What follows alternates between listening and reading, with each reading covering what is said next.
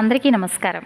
ఈరోజు మనం తులారాశి వారి గురించి తెలుసుకోబోతున్నాం. మరి తులారాశి వారికి ఈ మార్చి మాసంలో 6, 7, 8, 9 తారీఖుల్లో తులారాశి వారి యొక్క పూర్తి జాతక ఫలితాల వివరణ గురించి తెలుసుకుందామండి. తులారాశి వారు ఇప్పుడే కొత్తగా మన ఛానల్ను చూస్తున్నట్లయితే దయచేసి ఛానల్ని అయితే సబ్స్క్రైబ్ చేసుకొని వీడియో కనుక మీకు నచ్చినట్లయితే లైక్ చేసి సపోర్ట్ చేయడం మాత్రం మర్చిపోకండి ఫ్రెండ్స్. మరి ఆలస్యం చేయకుండా తులారాశి వారి యొక్క పూర్తి జాతక ఫలితాల వివరణ తెలుసుకుందాం. తులారాశి అనేది జ్యోతిష శాస్త్రంలో 7వ రాశి. ఈ రాశికి అధిపతి శుక్రుడు.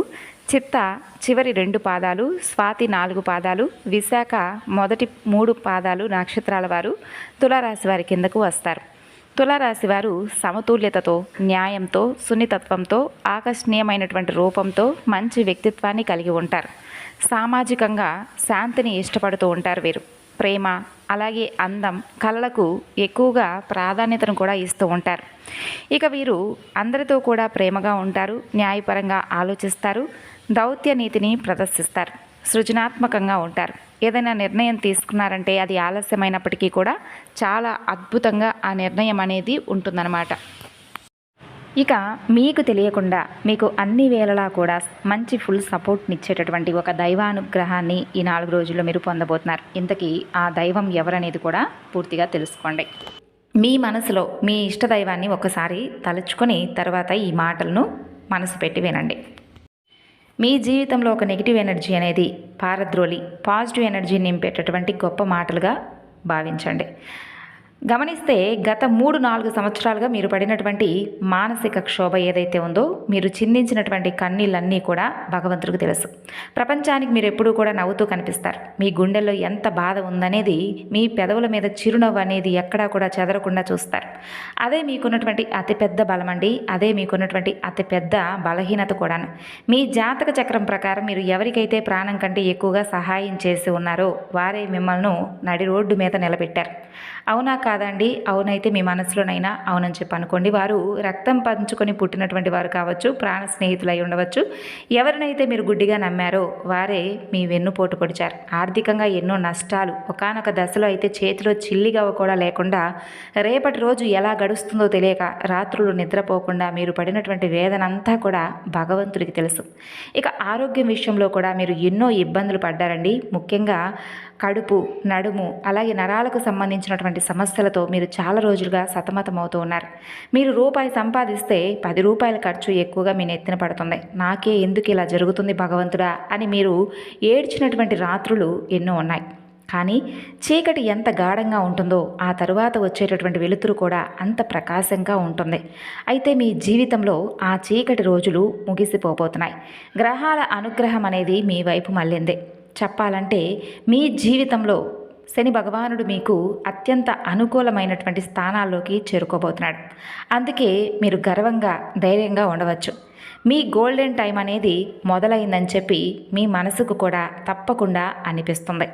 మరి ఈ విధంగా మనకు గ్రహాల అనుకూలంగా ఉన్నప్పుడు మనం చేసుకునేటటువంటి పనులు అధికంగా రెట్టింపు అయినటువంటి ఫలితాలను ఇస్తాయి. అయితే ముందుగా చెప్పాలంటే ఈ 4 రోజుల్లో అసలు మీకు ఏం జరుగుతుంది, ఈ 4 రోజులు మీ జీవితాన్ని ఎలా మలుపు తిప్పబోతున్నాయి, దయచేసి శ్రద్ధగా అయితే వినండి. ఇక్కడ ఇప్పుడు మనం చెప్పేటటువంటి ప్రతి పదం కూడా జ్యోతిష్య శాస్త్ర ప్రమాణంగా చెప్తున్నాం. చెప్పాలంటే మొదటిగా ఈ 4 రోజుల్లో మీకు ఒక ఆరంభం అంటే ఉదయం నిద్ర లేవగానే మీ మనసులో ఒక తెలియనటువంటి ప్రశాంతత కలుగుతుంది. ఇన్ని రోజులు మీ బుర్రను తొలిచేస్తున్నటువంటి ఒక పెద్ద సమస్యకు ఈ రోజున ఒక చిన్న పరిష్కారం దొరుకుతుంది. మీ ఫోన్కు ఒక శుభవార్త వస్తుంది. అది మీ ఉద్యోగానికి సంబంధించిందే కావచ్చు, లేదంటే ఆగిపోయినటువంటి మీ డబ్బులు తిరిగి వచ్చేటటువంటి ఒక విషయం కావచ్చు.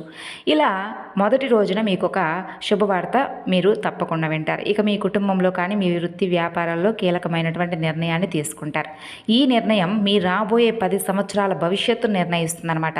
అయితే ఈ రోజే మీ శత్రువులు మీ మీద ఒక చిన్న కుట్ర చేయడానికి కూడా ప్రయత్నం మొదలు పెడతారు. కానీ దైవానుగ్రహంతో ఆ కుట్ర మీ దాకా రాకుండానే అక్కడ మధ్యలోనే చెదిరిపోతుంది. అలాగే ఈ 4 రోజుల్లో అసలు ఒక అద్భుతం అనేది జరగబోతుంది. అయితే మీ ఇంటి వాతావరణంలో కొన్ని విచిత్రమైనటువంటి ఆధ్యాత్మికమైనటువంటి మార్పులు మీరు తప్పక గమనిస్తారు. ఇవి సాధారణమైనటువంటి మార్పులు కావండి. ఎందుకంటే జాగ్రత్తగా వినండి.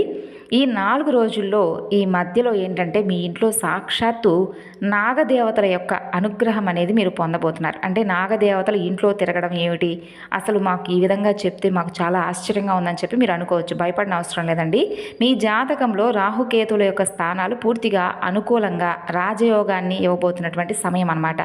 అందుకే నాగదేవతలు మీకు ఒక రక్షణ కవచంలాగా మిమ్మల్ని కాపాడడానికి మీకు ఒక అవకాశాన్ని ఇవ్వబోతున్నారు. కాబట్టి కొన్ని స్పష్టమైనటువంటి సంకేతాలు కూడా మీకు కనిపిస్తాయి. మీ ఇంట్లో తప్పకుండా మీరు గమనించుకోవచ్చు. మొదటి సంకేతం, మీకు నిద్రలో పాములకు సంబంధించినటువంటి కలలు రావడం. పాము మిమ్మల్ని కాటు వేస్తున్నట్లుగా కాదండి, పాము శాంతంగా ఉన్నట్లు కానీ లేదా ఒక పెద్ద పుట్ట కలలోకి రావడం. ఇది మీకు రాబోయేటటువంటి ఐశ్వర్యానికి ఒక ప్రతీక. ఇక మరొక సంకేతం, మీ ఇంట్లో పూజ గదిలో కానీ లేదా ఇంటి మూలల్లో కానీ హఠాత్తుగా సన్నజాజి పుష్పాల వాసన కానీ అగరబత్తీల వాసన కానీ రావడం.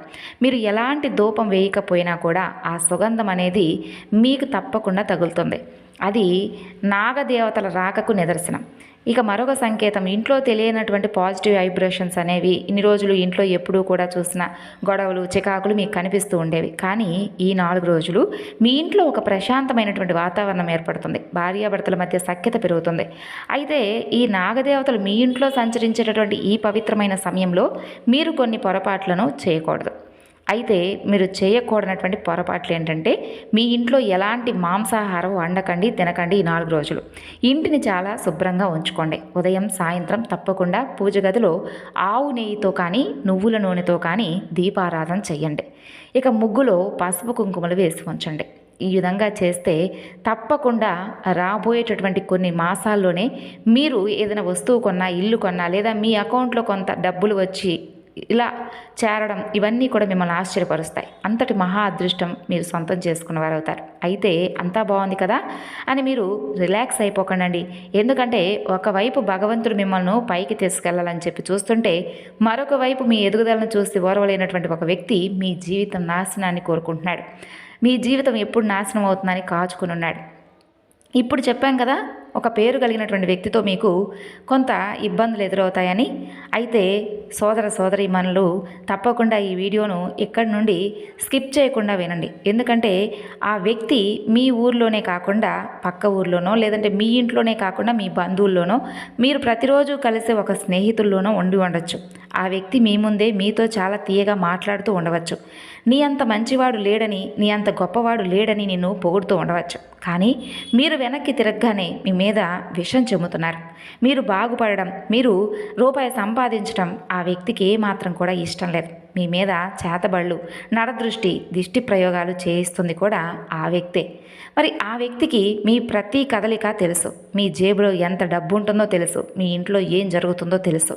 మరి అలాంటి ఆ విషసర్పం లాంటి వ్యక్తి ఎవరు? అసలు వారి పేరు ఏ అక్షరంతో మొదలవుతుంది? జ్యోతిష శాస్త్రం అలాగే గోచార గ్రహస్థితుల యొక్క ఆధారంగా మీ రాశి వారిని ప్రస్తుతం మోసం చేయాలని చూస్తున్నటువంటి, మీకు అత్యంత దగ్గరగా ఉంటూ మీ పతనాన్ని కోరుకుంటున్నటువంటి ఆ వ్యక్తి పేరు తప్పకుండా మీరు తెలుసుకోవచ్చు. అయితే జాగ్రత్తగా వినండి.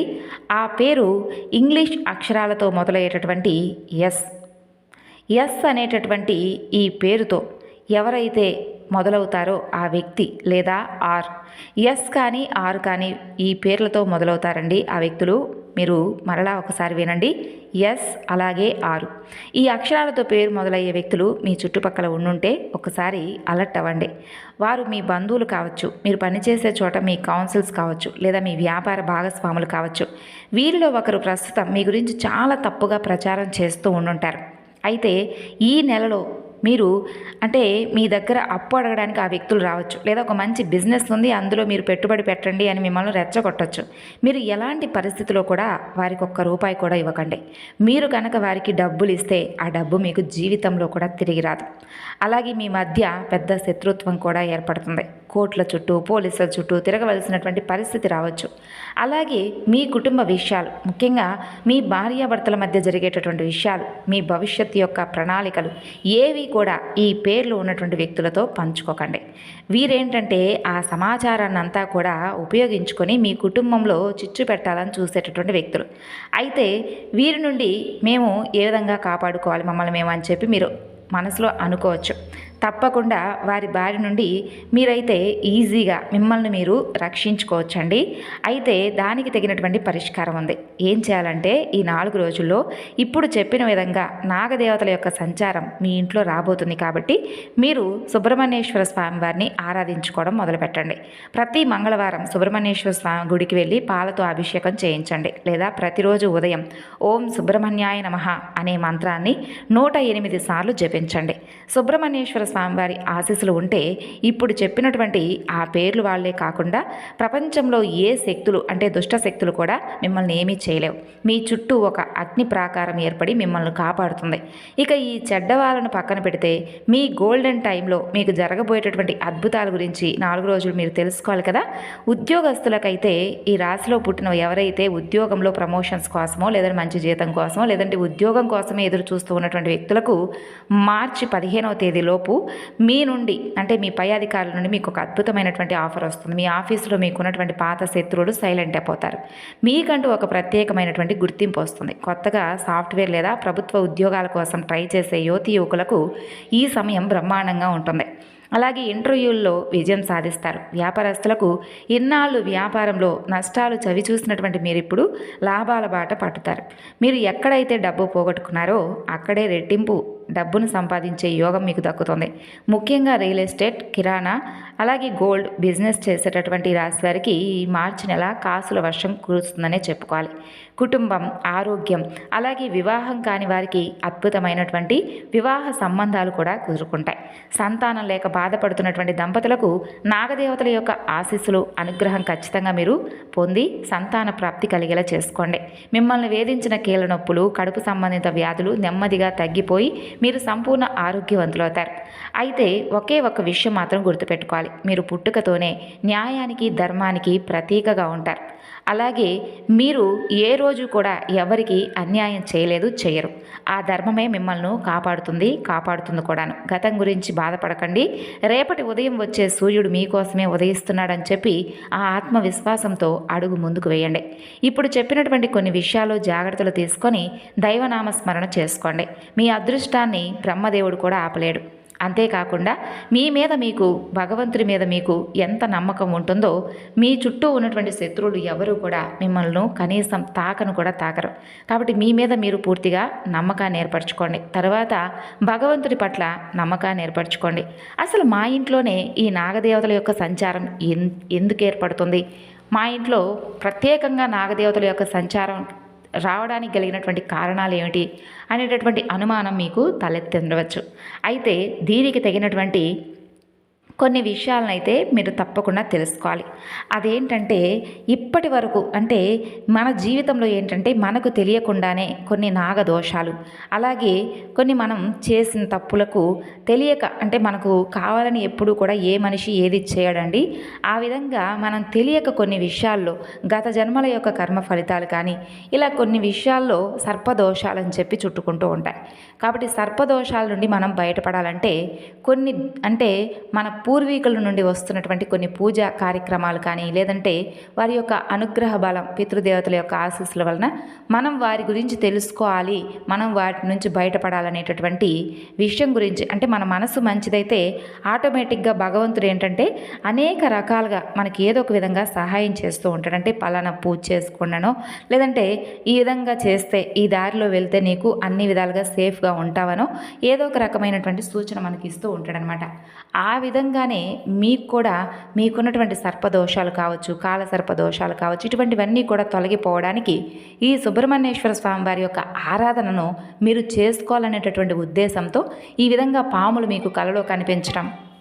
ఇక మీకున్నటువంటి గ్రహ దోషాలు తొలగిపోవడానికి మీరు చేసుకోవాల్సినటువంటి పరిహారాల విషయానికి వస్తేనండి, మీరు ఎప్పుడైనా కానీ వారంలో వచ్చేటటువంటి శనివారం రోజున శనిదేవుడి యొక్క పూజను తప్పకుండా చేసుకోండి. అలాగే లక్ష్మీదేవి యొక్క ఆరాధన చేసుకోండి.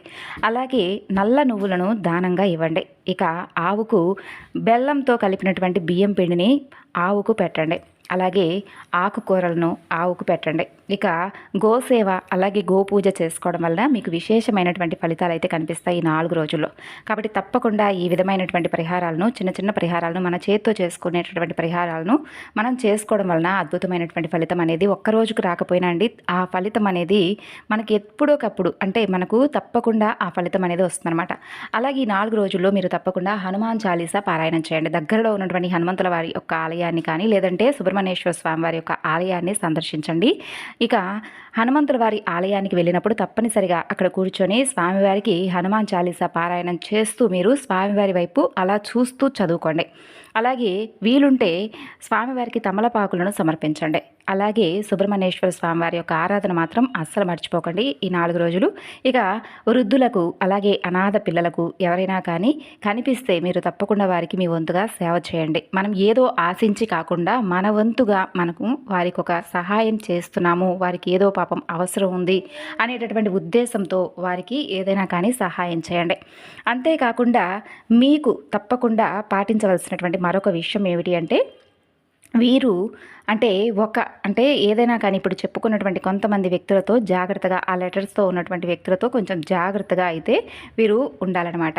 అలాగే కొత్త వ్యక్తులను ఎవరిని కూడా మీ జీవితంలోకి ఈ 4 రోజుల్లో అస్సలు ఆహ్వానించకండి. అంతేకాకుండా కొత్త వ్యక్తుల యొక్క పరిచయాలను కొంచెం దృష్టిలో ఉంచుకోండి. వారికి ఎటువంటి విషయాలను కూడా పూర్తిగా వారికి తెలియపరచకండి.